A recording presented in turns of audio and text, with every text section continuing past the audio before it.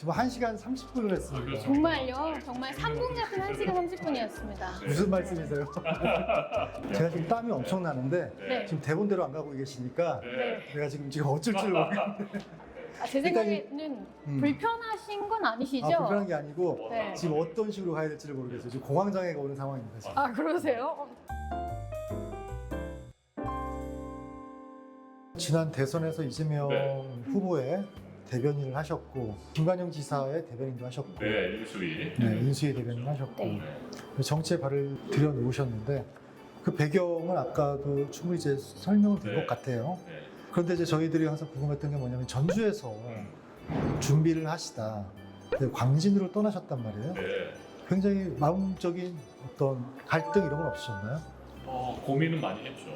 제가 한없이 사랑하고 좋아하고 그런 제 고향을 떠나서 다시 서울로 올라가서 정치를 시작해야 된다고 하는 것들이 부담도 있고, 결정적 계기가 결정적 계기는 서울 광진갑에서 지금 당장 해야 할 역할들이 꽤 많이 있었던 것 같습니다. 경쟁이 굉장히 치열했잖아요. 그런데 이제 네. 우리 의원님께서 네. 옮기셨을 때 지역 언론에서는 굉장히 배신자라는 이야기를 많이 했거든요. 그래서 저는 속상하지 감사했어요. 않으셨을까? 일단 그 광진갑 출마 선언이 있기까지의 전주를 떠나지 않겠다라는 뉘앙스를 강하게 보여왔기 때문이 아닌가 이런 생각이 듭니다. 네. 전주을과 전라북 도민들을 위해서 열심히 일을 하겠다는 어떤 캐치프라이즈 슬로건을 가지고 전주에서 오랜 시간 동안 생활을 했거든요.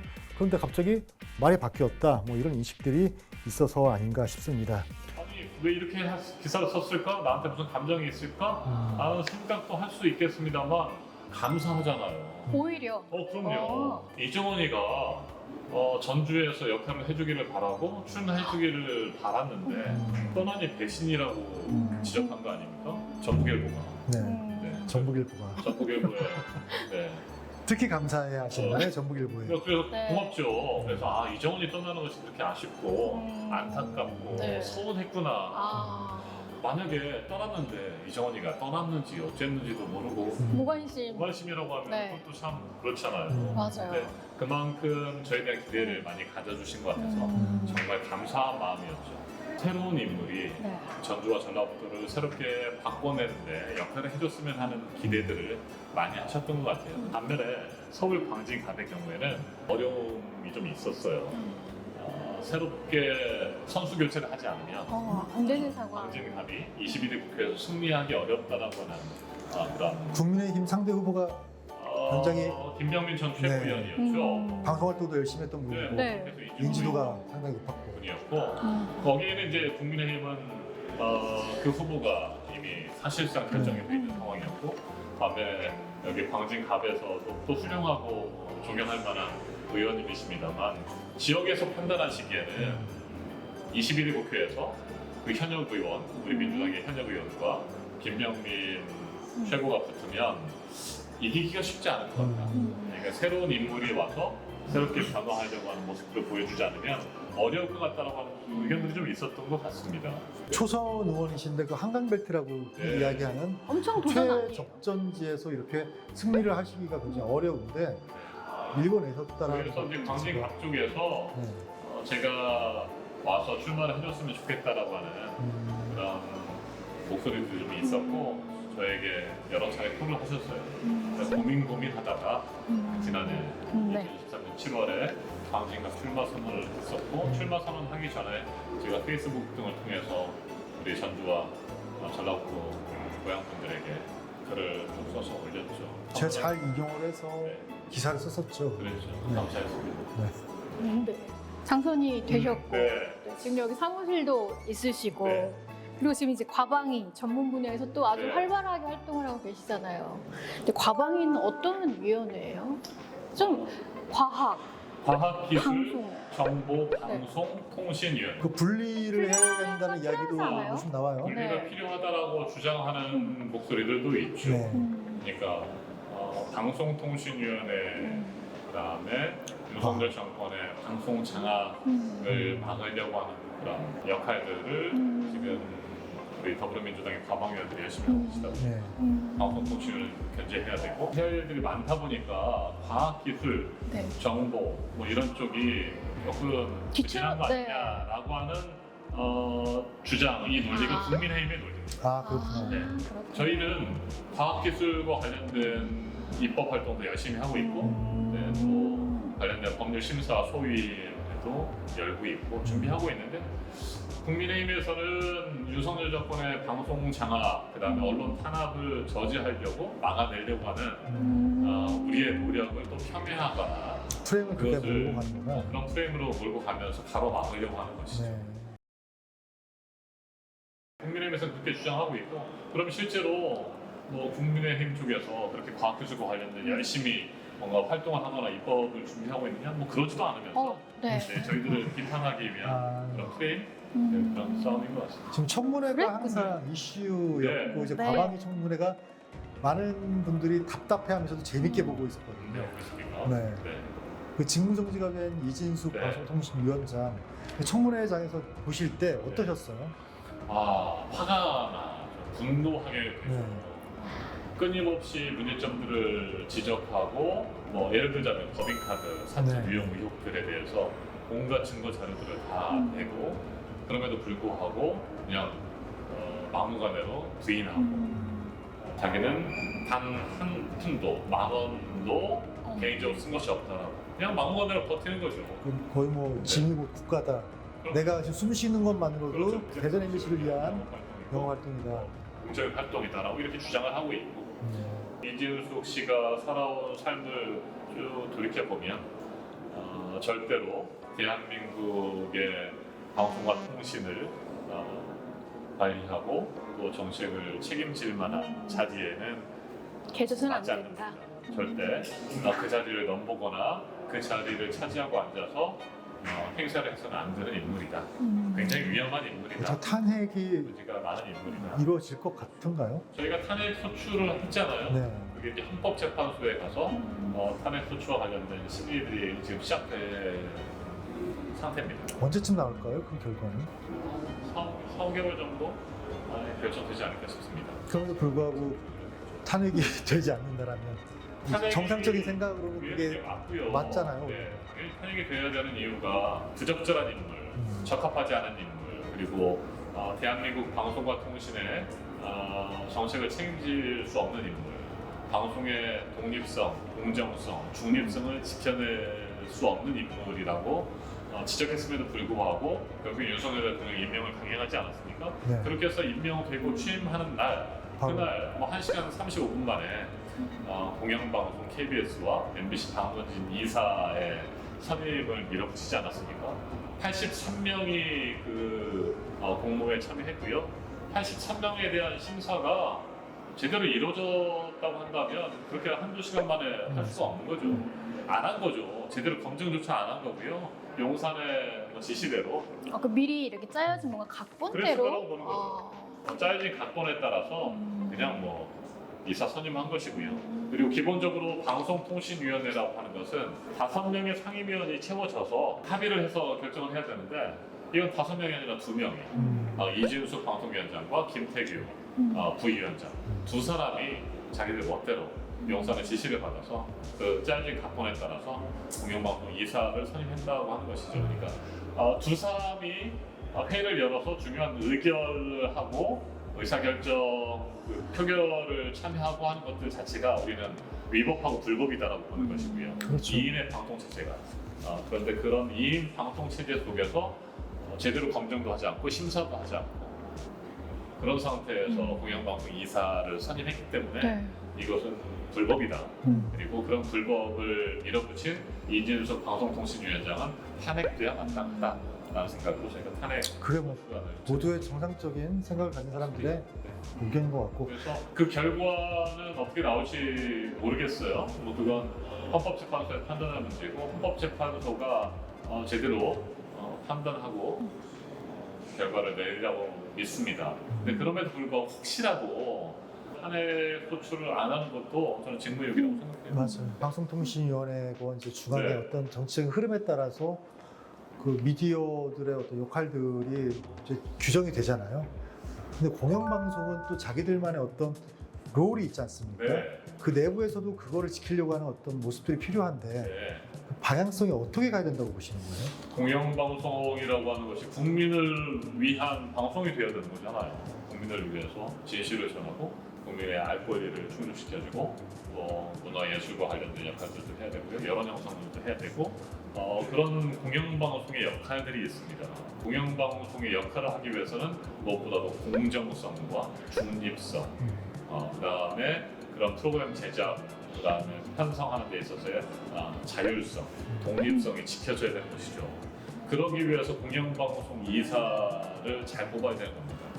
그런데 공영방송 이사를 용산의 지시를 받아서 이미 짜여진 각본에 맞춰서 순식간에 결정을 해버렸다고 한다면 과연 그 공영방송 이사들이 공영방송의 독립성과 중립성, 또 공영성을 지켜낼 수 있겠느냐? 지켜낼 수 없다고 보는 거죠.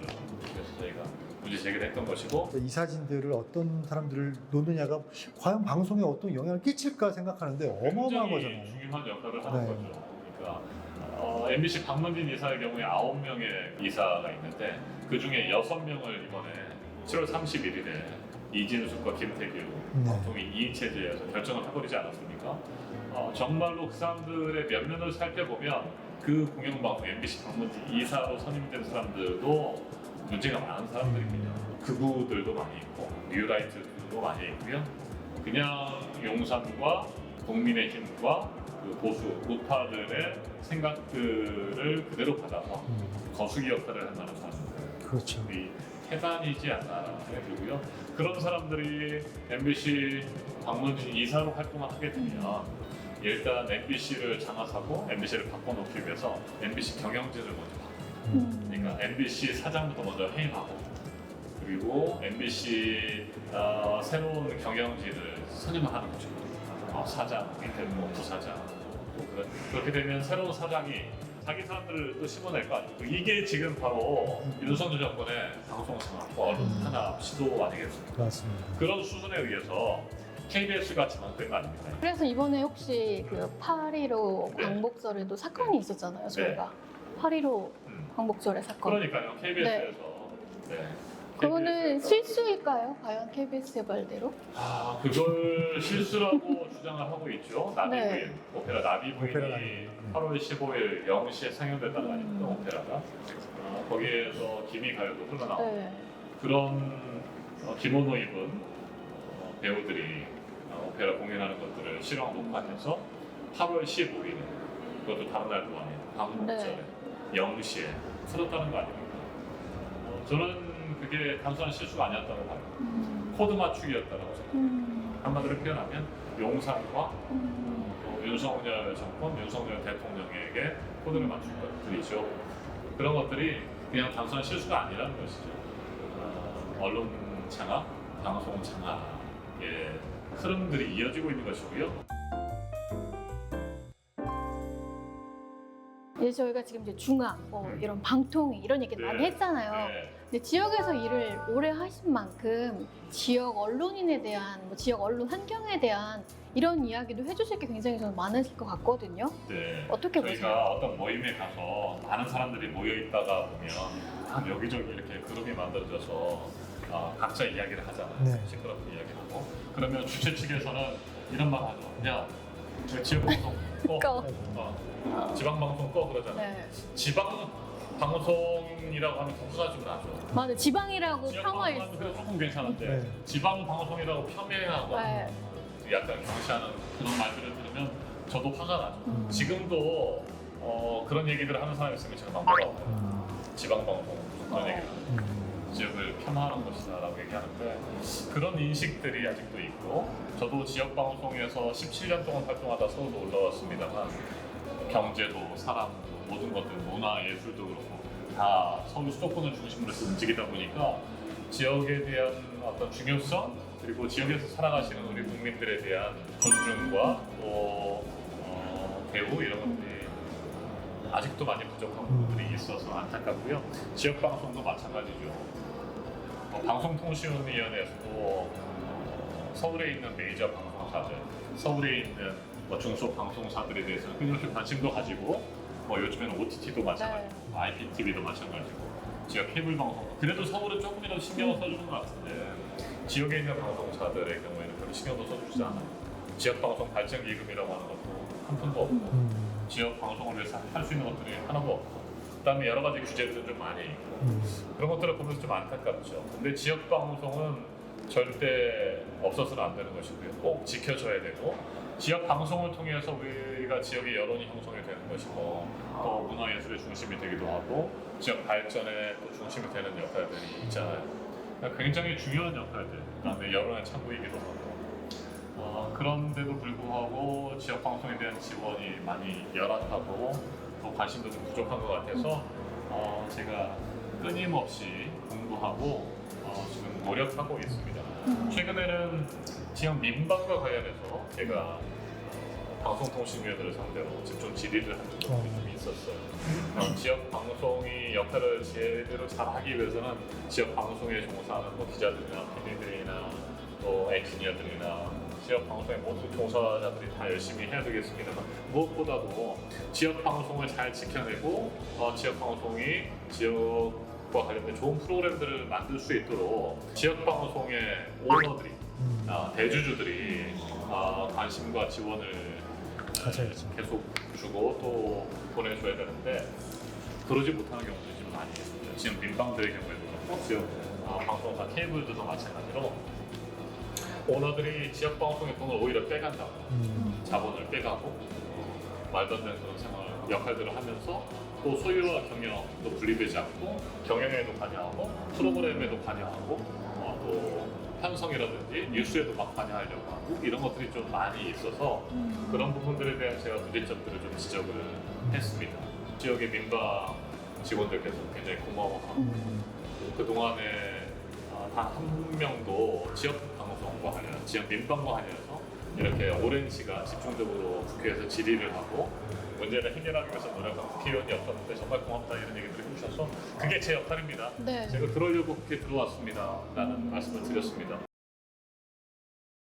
우리 후배 기자들이 또 후배 언론인들이 언론의 자유가 최대한 보장되는 상황에서 책임을 다할 수 있도록 제가 권력과 자본으로부터의 독립된 언론이 살아남을 수 있도록 선두적인 어려움들이 있으면 그 문제들을 해결해 나갈 수 있는 그런 역할들을 제가 책임지고 하려고 생각하고 있습니다. 그럼 여기서 네. 지역에 있는 언론인 후배들을 위해서 한 말씀, 파이팅 한 말씀 해주세요. 네. 웃으시면서 해주세요. 이 전북에서 활동하고 있는 신문사, 방송사에 우리 선배님도 계시고 동료도 있고 후배들도 있는데 참 쉽지 않죠. 갈수록 어려워지는 상황. 열심히 일하고 계시는 여러분들 한없이 존경하고 사랑합니다. 여러분이 마음 놓고 우리 국민의 알 권리 또 지역의 발전을 위해서 열심히 일하고 보람을 느낄 수 있도록 제가 국회에서 할 수 있는 일들을 찾아서 지금 하려고 노력하고 있습니다. 제가 미처 파악하지 못한 부분들이 있으면 언제든 연락 주시면 제가 국회에서 새로운 법을 만들고 또 잘못된 법들이 있으면 개정하고, 그래서 지속 가능하게 우리의 지역 언론도 미래에 대한 걱정 없이 자유롭게 활동할 수 있는 그런 여건들을 만들기 위해서 노력하겠습니다. 여러분 지켜봐 주십시오. 응원해 주십시오. 네. 네. 지금 뭐 이제 심각한 질문 이제 네. 마지막으로 네. 네. 전북 특별자치도가 지난 올해 처음 이제 네. 시작을 했습니다. 네. 그런데도 불구하고 아직 저희가 체감할 수 있는 뭔가 느껴지는 게 없거든요. 그리고 또 이제 전주 출신, 전북의 출신으로서 어떻게 하면 이 한계를 벗어날 수 있을지에 대한 고민도 필요한데 네. 한번 고민해 보셨나요? 어떤 것들이 있을까요? 글쎄요, 뭐 구체적인 것들에 대해서 제가 말씀드리기보다는 제가 전주에서 태어나서 전주에서 기자 생활하고 지금도 국회에서 활동하면서 바라보는 전주와 전라북도는 지역적인 그 틀에서 좀 벗어날 필요가 있을 것 같아요. 그 틀을 좀 깨고 크게 보고 더 큰 미래를 보고 나아가야 될 것 같아요.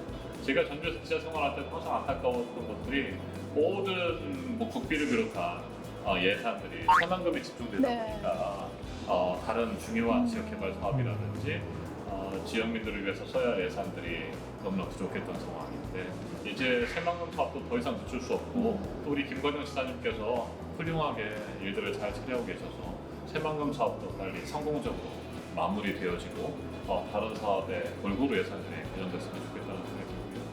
저도 최선을 다해서 전주와 전라북도가 발전하고 또 우리 고향분들이 더 여유 있게 행복하게 사실 수 있도록 노력을 하겠습니다. 단적으로 하나 말씀을 드리면 그런 것 같아요. 제가 이제 최근에 읽은 책에 보니까 뉴욕이 이렇게 경제, 세계 경제의 중심지가 되고 금융의 중심지가 되는 것과 함께 문화예술의 중심지가 됐던 것들을 보니까요. 그 뉴욕의 피카소로 불리는 그 잭슨 폴락이라고 하는 그 미술가를 지원하기 위해서 미국 정부와 심지어는 CIA까지 얼마나 많은 노력들을 했었는지에 대한 그런 내용들이 있었어요. 우리가 가진 전주와 전라북도의 문화, 예술의 힘이 어떤 하나의 인물도 좋고 하나의 큰 작품도 좋고 어떤 하나의 이벤트여도 좋고 그런 것들이 돈과 사람을 끌어들이고 그런 것들을 통해서 계속해서 선순환하면서 경제적으로 발전할 수 있도록 이런 것들이 좀 필요하죠. 그래서 전주 같은 경우에 한옥마을도 있었습니다. 네. 한옥마을만으로는 이제 안 되니까 그렇죠. 뭔가 새로운 발전의 전기 네. 뭔가 다음 그런 단계. 것들을 좀 찾아내야 될 것 같아요. 그런 것들이 무엇일까? 아까 말씀드린 뉴욕의 피카소라고 하는 잭슨 폴락이라고 하는 아주 훌륭한 예술가일 수도 있고 정말 그런 세계적인 작가를 만들어내서 그 사람을 통해서 전주와 전라북도가 더 알려지고 그 사람을 보기 위해서 그 작가의 작품을 만나기 위해서 전주와 전라북도를 찾는다. 그게 한 사람의 한 예술가일 수도 있는 것이고 아니면 큰 이벤트일 수도 있는 것이고 그런 것들을 좀 찾아내는 노력들이 좀 필요하다. 결국엔 그 잭슨 폴락을 위해서 정부가 나섰고 네. 정보기관이 나섰고 네. 누구였죠? 카네기라고 네, 하셨나요? 그렇습니다. 네, 카네기, 록펠러. 록펠러까지도 나섰고 해서 사람들이 나섰고 지원하고 이런 것들 있잖아요. 굉장히 공조가 필요한 거죠. 네. 도시 하나가 구성하기 위해서는. 맞습니다. 전주 한옥마을과 생명동만으로는 안 된다는 생각이 들어서 그 돈과 예술 그리고 문화, 경제가 계속 선순환할 수 있는 그런 구조를 지속 가능한 구조를 만들어내는 것이 시급하다. 그걸 생각해 보면 그 어떤 지역보다도 전주와 전라북도가 가진 많은 자산들이 있잖아요. 문화 예술적인 네. 자산들이 있고 그래서 그런 것들에 대해 더 관심을 가지고 찾아내고 육성하고 지원하는 것들이 필요하겠다라는 생각을 좀 합니다. 저도 국회에서 더 열심히 연구하고 함께하도록 하겠습니다. 전라북도 예산, 국가 예산의 어떤 네. 특별한 도가 네. 만들어질 수 있는 역할을 또 한 명의 네. 전국 출신 국회의원으로서 해주셔야 될 것 같아요. 그렇게 그럼- 바라겠습니다. 개인적으로 의원님도 최근에 특별한 도가 필요하신 때가 있으셨나요? 특별 한도가 필요한 때가 있죠. 매일매일이 그렇습니다. 매일매일이? 이게 정말요. 사실 이런 말씀 드리는 것이 좀 부끄럽기도 하고 쑥스럽긴 합니다만 정치를 하려고 하다 보니까 돈이 많이 들어갑니다. 노무현 대통령께서도 그런 고민을 측근들에게 말씀하셨다고 어떤 책에 보니까 그런 말씀 나오더라고요. 돈을 쓰지 않는 정치를 하려고 저도 노력하고 있습니다만 기본적으로 정치를 하는 데 있어서 정치 자금도 필요한 부분들도 있고 음성적 정치 자금이 아니라 그런 것들은 아니고요. 그냥 지역에서 또 활동하고 또 많은 분들과 함께 생각을 하고 고민하고 뭔가 새로운 정책들을 만들어내고 이러는데 다 그렇죠. 그런 것들이 필요한 네. 거죠. 그래서 많은 분들께서 또 응원해 주시고 지원해 주시고 후원해 주고 계십니다만 네. 여러분께서 또 관심 가져주시고 네, 후원금. 후원 계좌를 밑에 지금 이렇게 나오고 있잖아요. 네. 감사합니다. 네, 사람을 좋습니다. 알겠습니다. 숨만 네. 쉬고 움직이면 돈이니까요. 네. 이게 무시할 수는 없는 거니까. 깨끗한 정치하려고 하고 있고요. 네. 열심히 살아야겠습니다. 돈이 필요하다라고 이렇게 유튜브 방송을 통해서 네. 말씀하시는 것만으로도 네. 굉장히 깨끗하시다라는 게 느낌이 오니까. 정말 바른 정치 하려고 하고요. 네. 믿을 수 있는 정치 하려고. 저희 특별한도 팀에서 어떻게 특별한도가 반드시 이루어질 수 있게끔 네. 계좌번호를 꼭 저희 비서관 통해 가지고 네. 받아서 후원 후원 계좌. 계좌는 여기로. 감사합니다. 그리고 이정원 TV도 있거든요. 네. 거기에서 보면 제가 국회에서 활동하는 네. 영상들도 많이 올라와 있으니까 이정원 TV 구독, 좋아요, 알림 설정. 따라다가 이정원 TV. 이정원 TV 구독, 좋아요, 알림 설정 부탁드립니다. 여러분 무엇보다도 정말 고향에 계시는 우리 전주와 전라북도 고향분들 감사한 마음이에요. 저는 한 번도 전주와 전라북도를 잊은 적이 없습니다. 제 고향이고요. 제가 태어났고 또 제가 또 나이 들어서 다시 돌아갈 것 아니겠습니까? 여러분들 항상 행복했으면 좋겠고요. 여러분이 보다 나은 삶을 살아갈 수 있도록 그리고 땀 흘려 일한 만큼 보람을 느낄 수 있는 우리의 아이들이 자녀들이 미래 세대가 전주와 전남도에서도 행복하게 살 수 있는 그런 환경들을 만들기 위해서 저희 정원 앞으로 끊임없이 노력하겠습니다. 지켜봐 주십시오. 네, 고맙습니다. 네. 끝맞은 멘트까지 다 끝나신 거예요? 네, 클로징을 하셔가지고 했는데 지금 1시간 30분을 했습니다. 그렇죠. 정말요. 정말 3분 같은 1시간 30분이었습니다. 네. 무슨 말씀이세요?